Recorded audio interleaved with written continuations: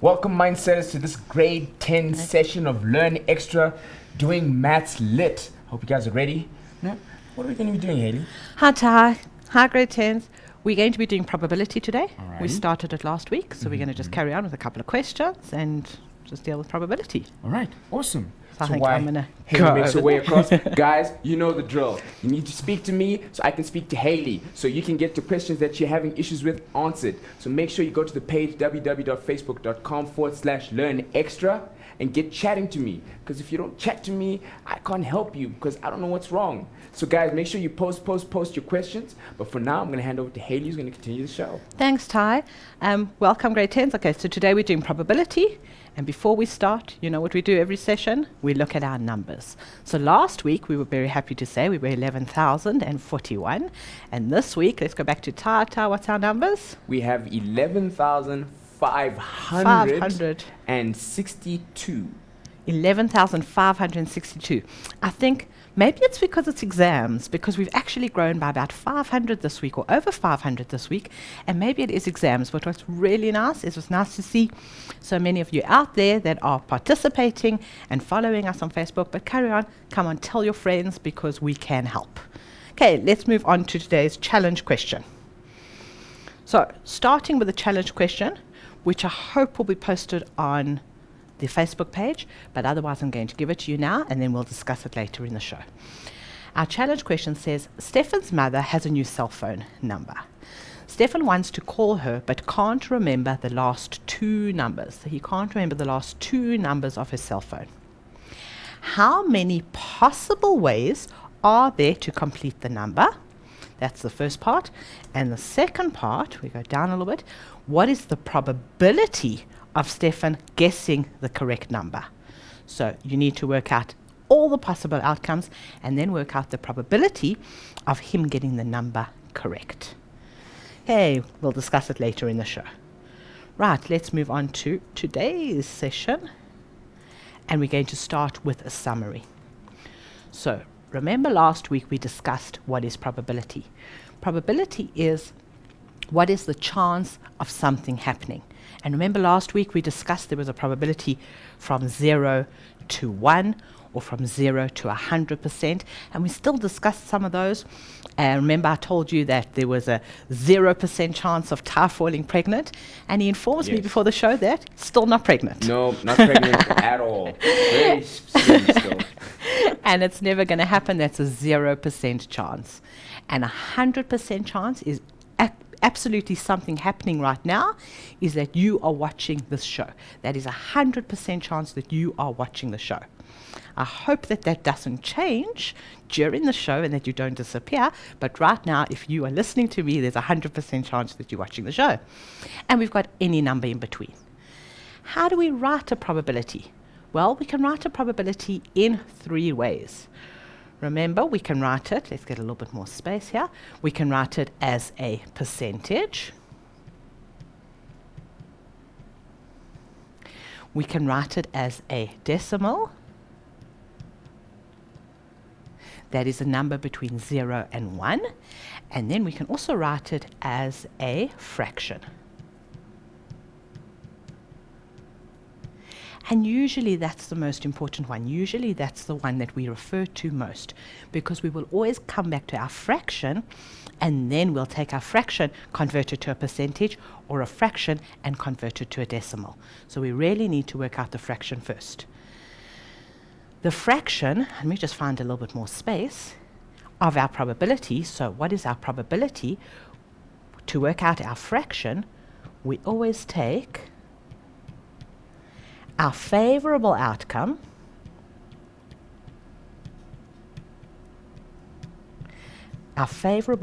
So that is, what are we looking at? What do we want? And we divide that by our total possible outcomes.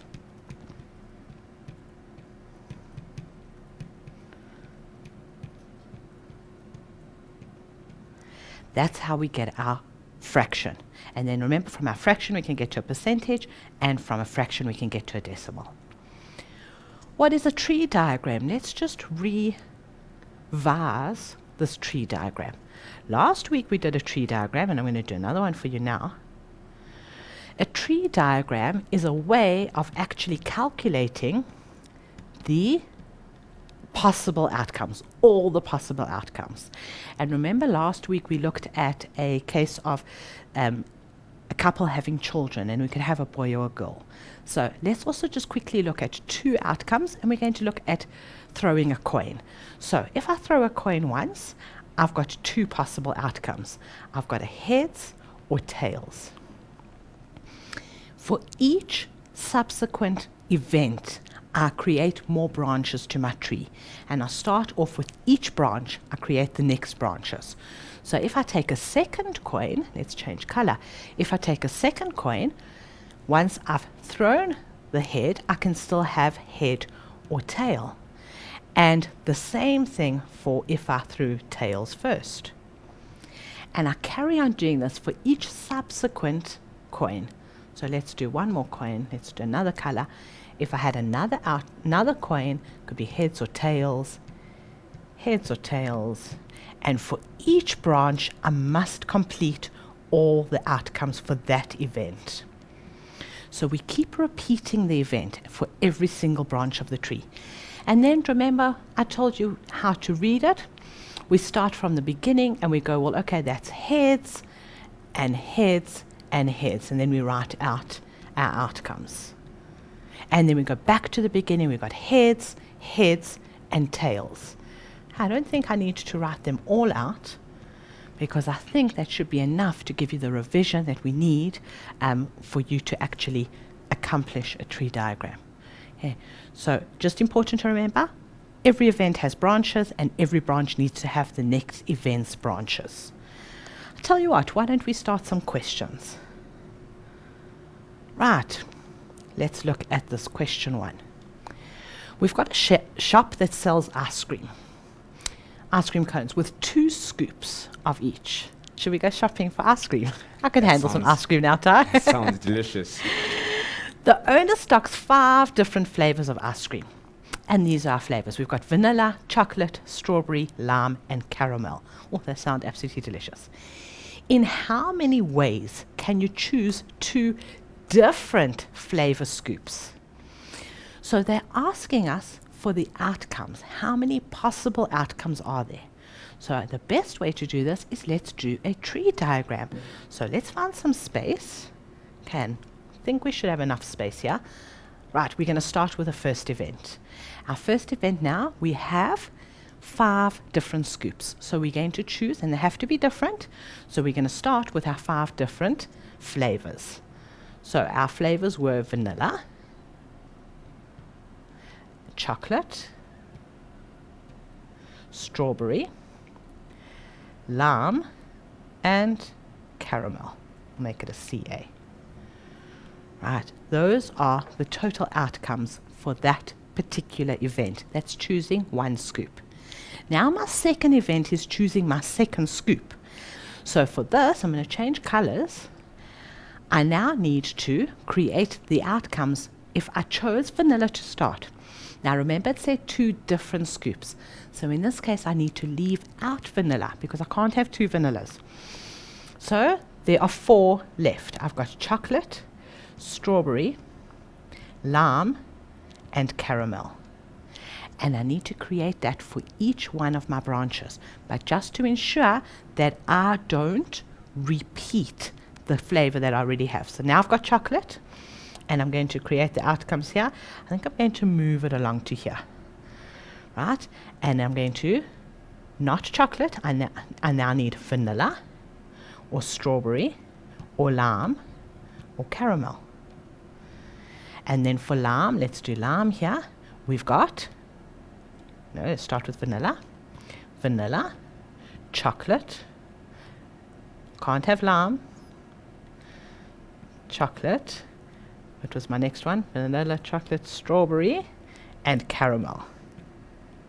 And finally, I'm just going to move that across, just because I don't have enough space on the board and I want you to be able to see the full tree diagram. So my caramel, I've got vanilla, I've got strawberry, I've got lime, and I've got chocolate. I should have done these in order. Let's change the order. Vanilla, chocolate, strawberry, and lime. Okay, now I have all my outcomes. So how many possible outcomes are there? Well, clearly now all I need to do is count my number of branches.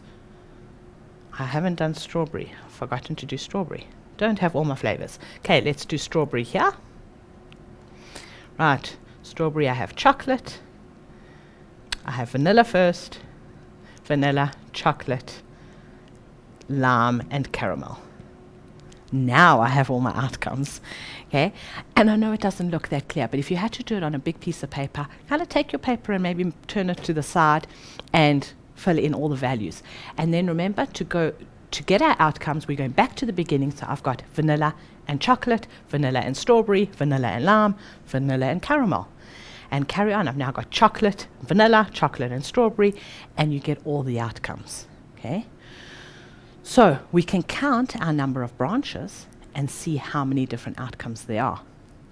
Only one little problem with this is we do have some that are duplicated. So we're going to have to try and eliminate our duplicates. So we've got 4 on each, and there are 5 branches, so we actually have a total of 20. Okay, so I'm going to find some space here. So we've got 20 outcomes. That's with none duplicated. But if I go back to my calculations, I can see that I've got vanilla and chocolate. So when it goes to chocolate and vanilla, I can delete that one. Okay, so I've got actually 3 left. So let's delete. Let's try delete them. Right. And then I've got, okay, so we've got all vanilla. So basically what I'm saying is I'm deleting vanilla from all of the outcomes, because I've already got my vanilla. Let's try to do that again. So I can delete the vanilla. Then once I've got my chocolate and strawberry, I can delete that chocolate from the strawberry. So in actual fact, I'm making it a little bit more complicated. Does it seem like it should be easier or more complicated? Huh? Seems like I'm making it a little bit slightly more little bit more complicated. A little bit more complicated. So strawberry, I've only got 2 choices left. I can delete all my chocolates. Let's try. No, that's not going to work, because we've already got those. Once I've got the strawberry, in actual fact, I can delete the strawberry from the last. Okay, so we're left with lime and caramel. I think I lost my caramel there. And from my caramel, I can delete totally.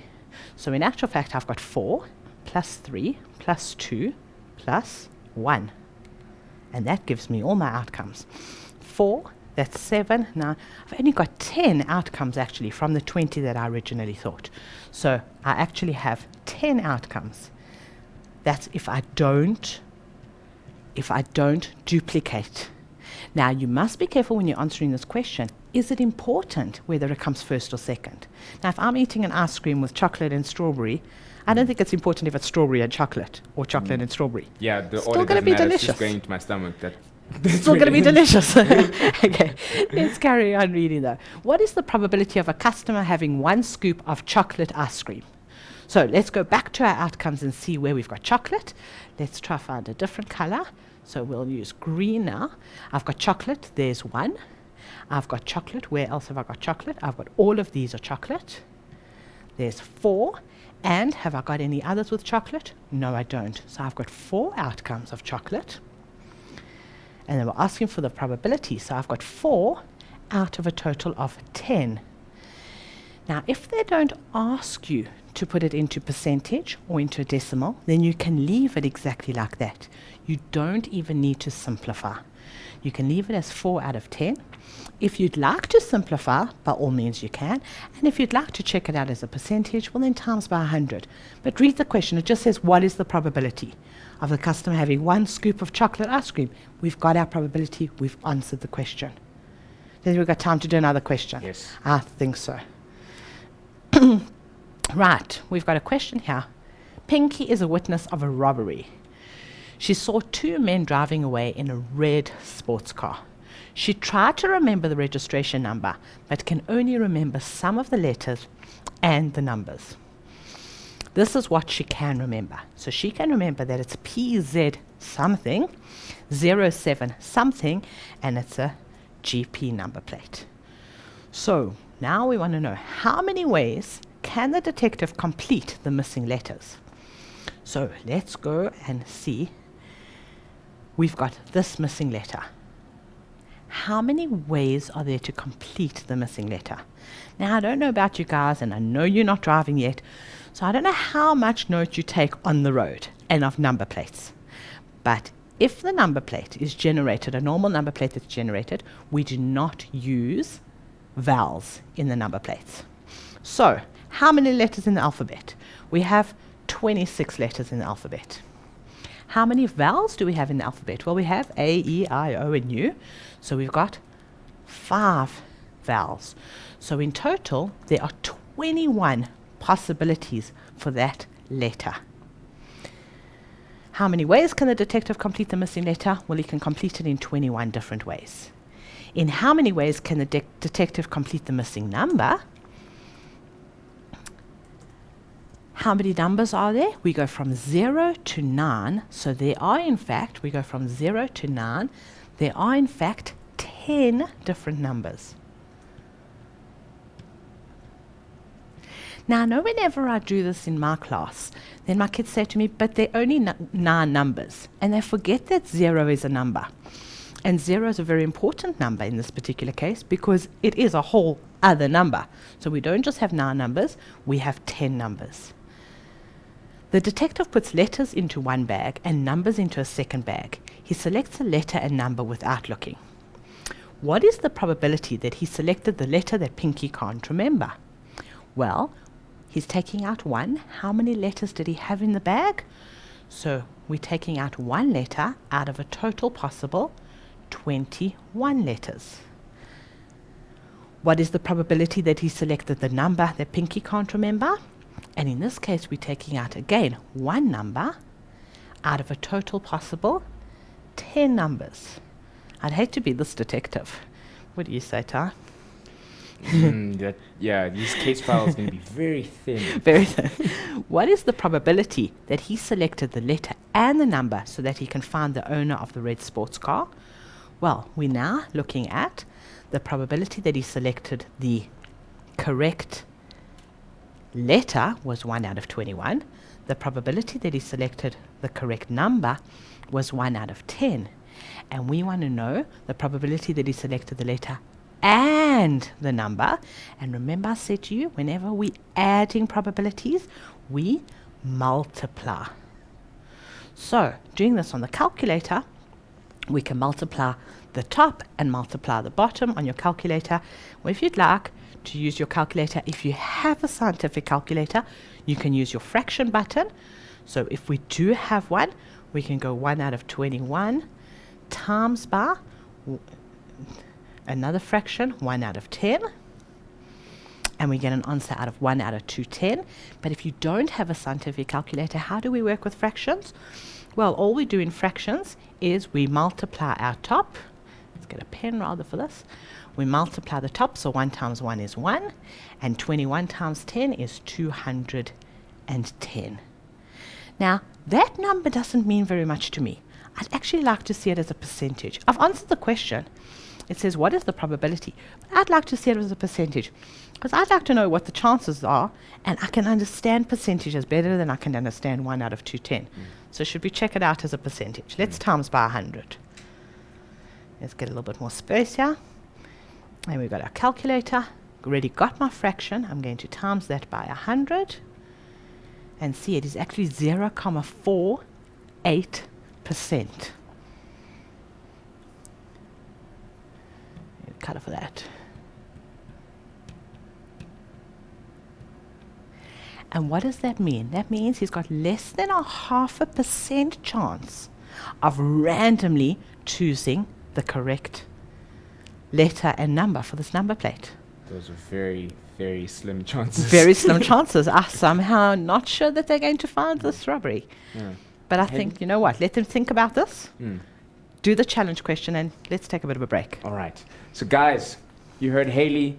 Guys, make sure you take a nice little break. Go grab some snack on, whatever you need to drink, whatever you need so you don't have to get up and go to the bathroom or fidget or whatever, so you can pay attention and make notes. But for now, guys, we're going to see you after this break.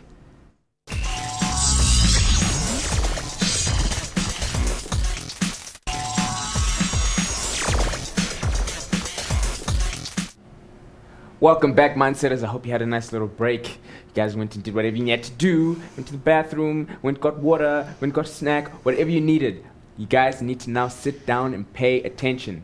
Guys, make sure you have your pens, pads, and notepads out and making notes because it's very important. So, Haley, take it away. Thanks, Ty.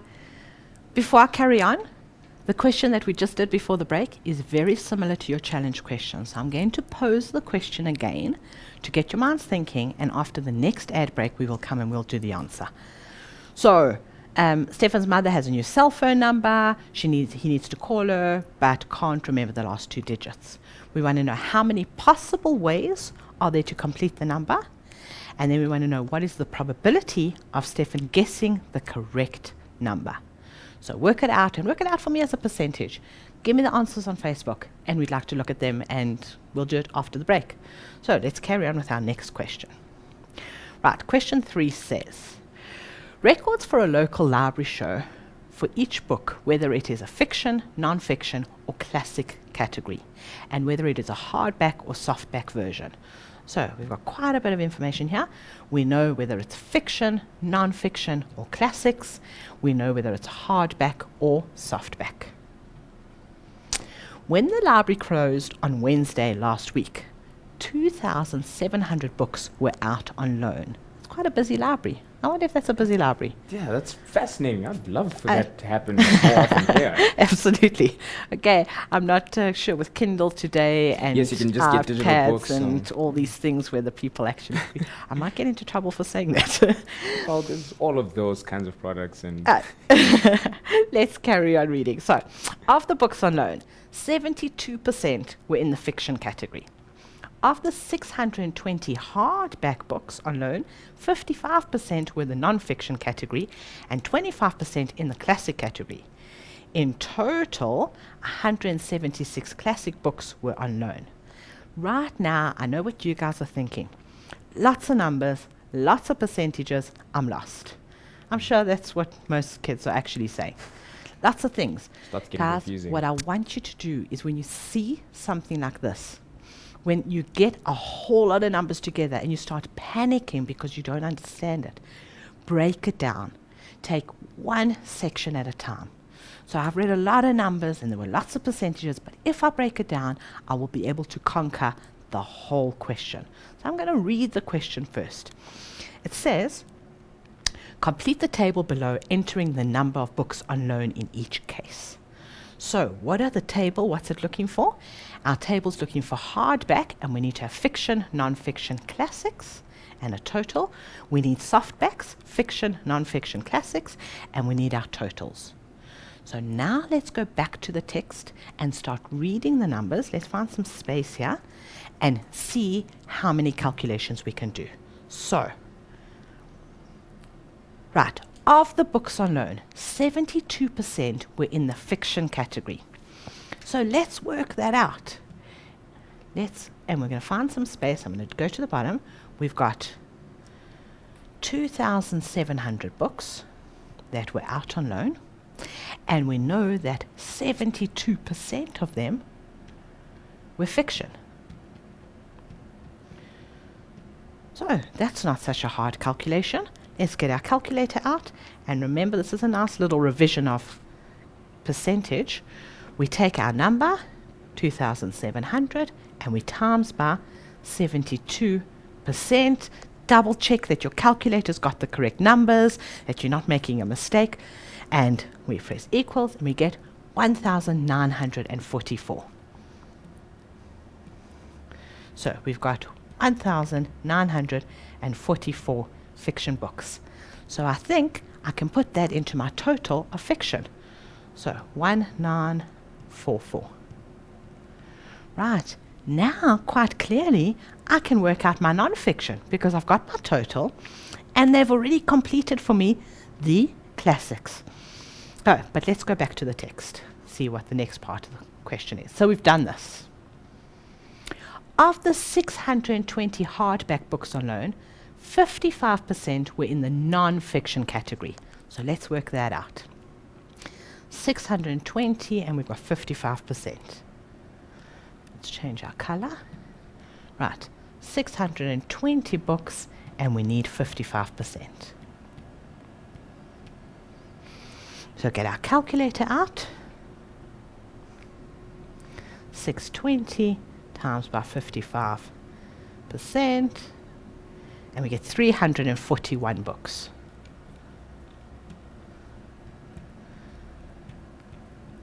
Now, while doing that calculation, I forgot what we were calculating. So of the 620 hardback books, non-fiction. So we know that 344 books, hardbacks, are non-fiction. Right, and we've completed that. Let's go back and check the rest. 25% were in the classic category. So now we're going to take the same number, 620, and work out how many were classics. So we're going to take our 620 times that by 25% to get our classic books. Get our calculator out. 620 times by 25%, and we get 155 books. So we got 155 books that are the classic. And now quite clearly, I can work out what the fiction is because I've got all the others. Let's carry on reading. We'll do all those calculations at the end. In total, 176 classic books were unknown.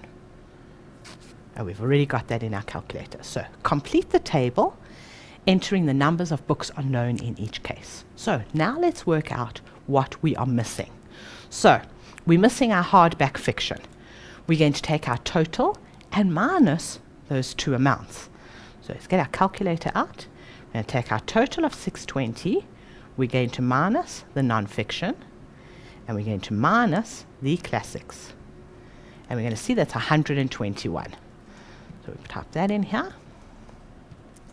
Now we know the total. Let's work out our total of non-fiction. Again, we're going to minus the 2. So we're going to take 2,700. Our calculator.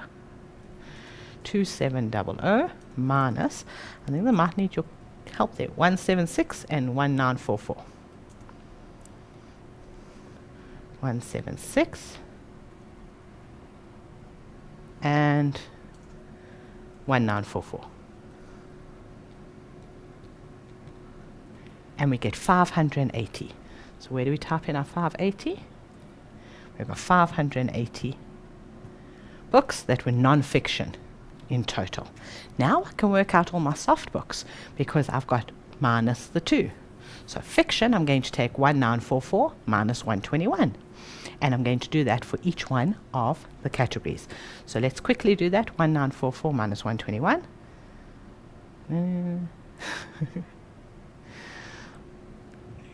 1944 minus 121. 1823.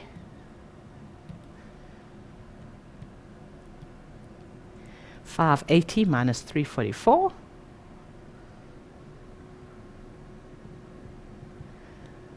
These are the ones I'm going to have to need you to remember. 236. 176 minus 155. Do we need a calculator for that? Well, let's do it anyway. Is 21.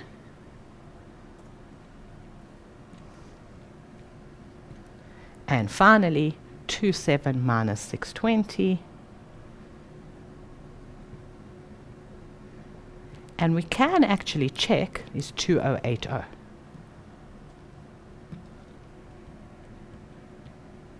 We can actually check if we are correct by adding these all up. I should get 2080. So it kind of like gives us a little bit of a check. So should we just do that quickly and add those? Let's check that we are correct. Say if I add 1823 plus 236 plus 21, I should get 2080. Yay, we are correct. Now we've completed it. So we've taken all these huge numbers and lots of percentages, and we have managed to complete the table with kind of not really any problems. It was just percentage. Let's see what the next part of the question is that they ask. Right, we're going to have to copy that to the next page. Have we got all the numbers down? I'm waiting for Tar. Tar's just going to copy the numbers down for me quickly so that he can give me the numbers again, because No we problem. don't have them for the next page. So while we're busy doing that, let's just look at our table. We can clearly see that softback, the most popular is fiction. In our hardback, the most popular is non-fiction. And our classics, well, there's way more hardback than softback. And it gives you some indication of what kind of books you would get in a library. So you can see that the majority of people actually enjoy reading, when they enjoy reading fiction, they enjoy reading softback books. I think it's easier to hold. What do you say, Tar? It's So easier too. to hold. Nice, easy, fold it up, roll it up. Absolutely. Okay.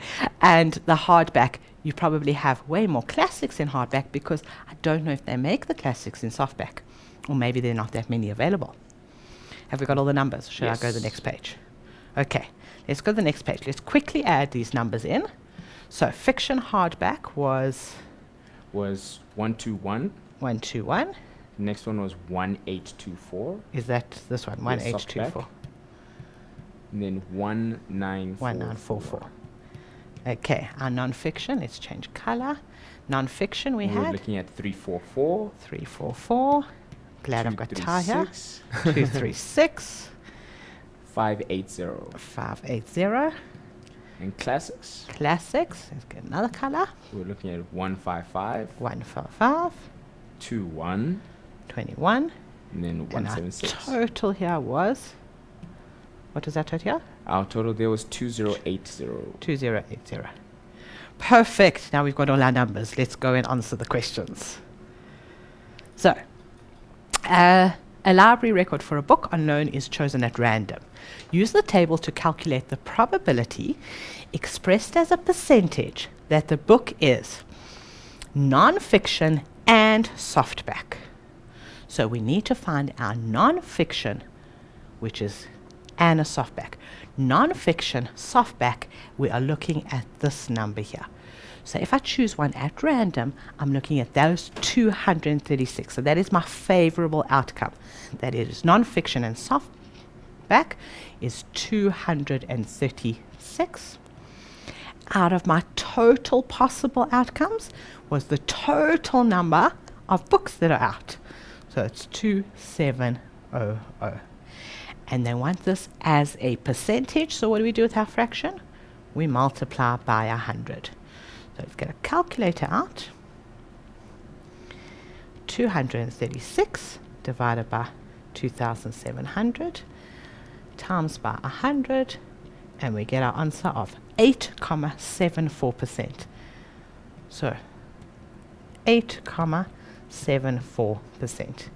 Remember to round to 2 decimal places. They didn't ask us for give us any other instructions, so 2 decimal places it is. Now we want either non-fiction or a hardback version. So we want either non-fiction or a hardback. So non-fiction, we're looking at 580. We're looking at our total. They told us just non-fiction. So 580. So let's work that out. 580. And we wanted hardback version. Hardback is total of 620. So those are my 2 numbers that I'm dealing with. So 580 is my non-fiction or hardback. So I'm going to work out the probability of either of them. So let's work that out as a total of my 2700. Both of them out of a total. And I want the one or the other, so I'm going to add them, because I can have non-fiction or hardback. So let's do that on our calculator, and then we're going to get that answer to that and multiply by 100.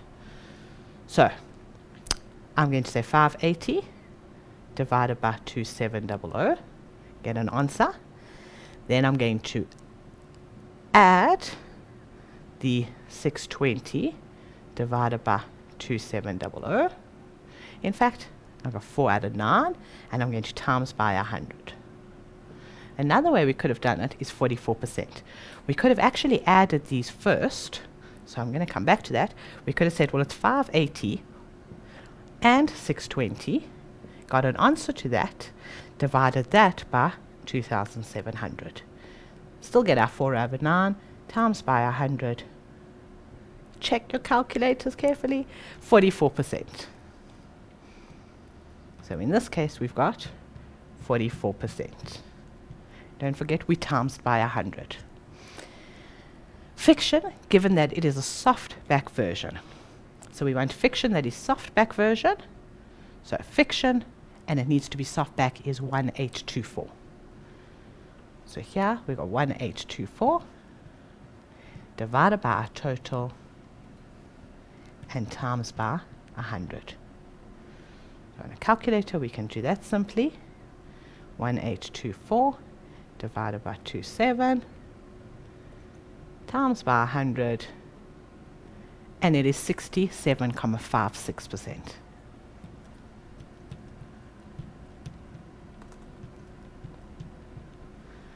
Finally, how many of the first 200 books taken out on loan on the following day would you expect to be hardback classics? So we first need to work out the probability on the Wednesday that they were hardback classics, and then we can use that percentage to calculate how many books on the next day, because we would expect the percentages to be the same on the probability. So let's do that in 2 steps. First of all, I want to know how many were hardback classics. So my hardback classics was 155. So I'm going to work that out as 155 out of my 27 and work it out as a percentage. So my calculator out, divided by 2700 equals times by 100.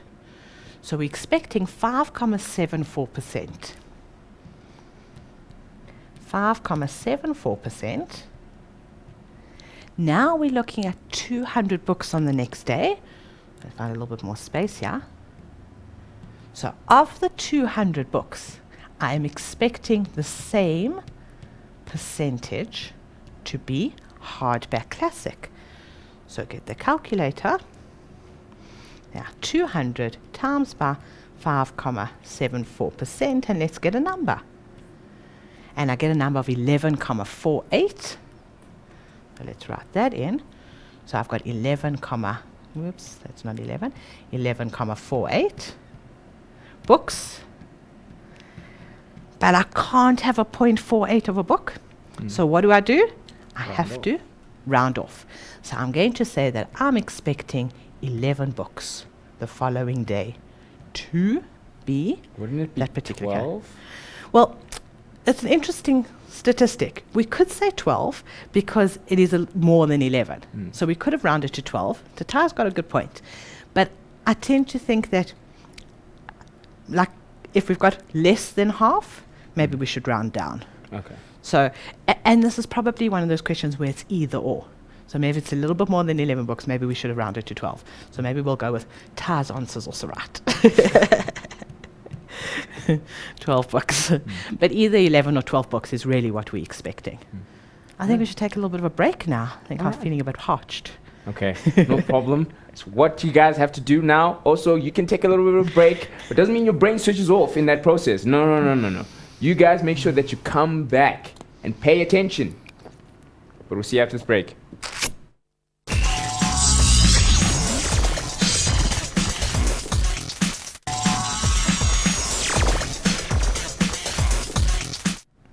Welcome back, Mindsetters. I hope you had a nice little break, and now you guys are ready to go and pay attention.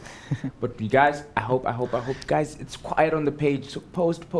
It's too quiet on the page. I don't like it. I don't like it when it's quiet because I feel like I'm a crazy person talking to myself. But anyway, Haley. You're not crazy and you're not on your own because I was here teaching somebody, I hope, something. Exactly. Okay, guys, I did promise we'd do our challenge question, and I know some of you have said that you missed part of the question, so let's go through the question again and let's do the answers, and I hope that you've all got an answer for it. So, I don't know if it's necessary to read it again, but we've got the mother with a cell phone. How many possible ways are there to complete the number? So now what are we looking at? We're looking at the last two numbers. So the easiest way to actually do this, we could do a tree diagram, but then I've got 10 numbers and it's going to start getting very busy. So let's look at what are the probabilities of choosing the first number. So I'm actually going to a little bit more space here, and I'm going to start A here.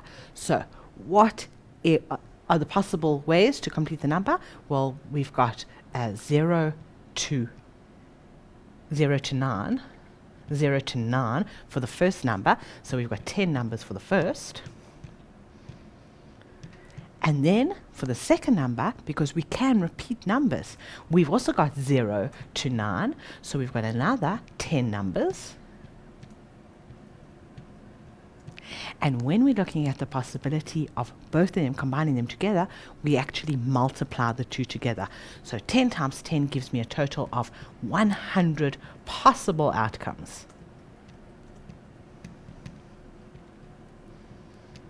So there are 100 different ways of choosing this number. Now I know that that sounds like quite a lot. So imagine trying and dialing each one of these numbers. Well, let's try work out his probability and let's see if it's actually worth doing it. That's a lot of airtime. What is the What is the probability of Stefan guessing the correct number? So now let's talk about guessing. We know that we've got 100 possible outcomes. So what's the chance of him guessing? Well, in actual fact, the chance of him guessing it is, this is part B, is actually 1 out of 100. And if you struggled with actually working out the outcomes, let's just do this another way. Okay, let's just do the maths of this again. So the chance of him getting the first number correct is 1 out of 10. The chance of him getting the second number correct is also 1 out of 10. And what do? We want the first and the second number, so we're going to multiply. Then multiply the top and multiply the bottom, and you see that we get 1 out of 100. So if I make that as a percentage, I don't think I need to times, it is 1% chance of getting it right. And another way of looking at probability is actually saying, well, he's got a 99% chance of getting it wrong. Do you think those are odds worth trying? That is, I would say that's beyond a shot in the dark. Beyond a shot in the but there's still a possibility. It's a very slim possibility, but there is still a possibility. It's like people playing the lotto. The chances of winning, very, very, very, very small. But if you don't have a ticket, you can't win. True. So you've got to try. How much airtime he has is probably all dependent on whether he should try it or not. So maybe we should try do another question. So let's move on. Right, we have this question here. Question 4. I'll change my color.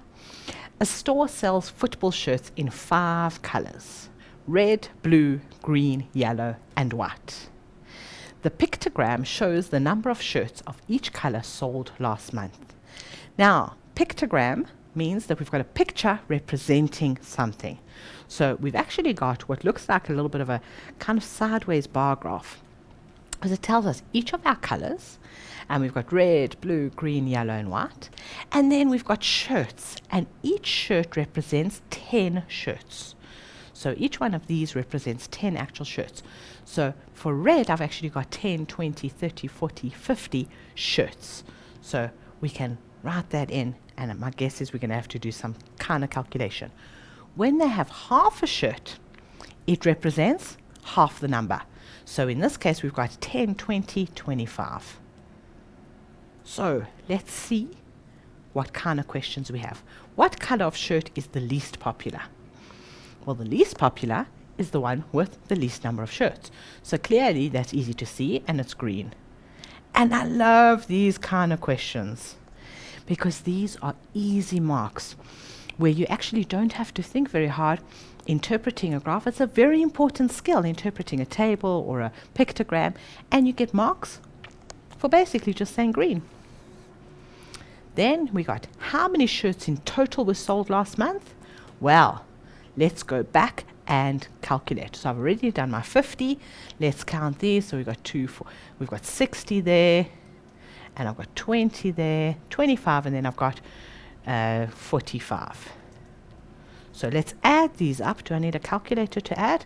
Well, you know what? You've got a calculator. So let's use the calculator.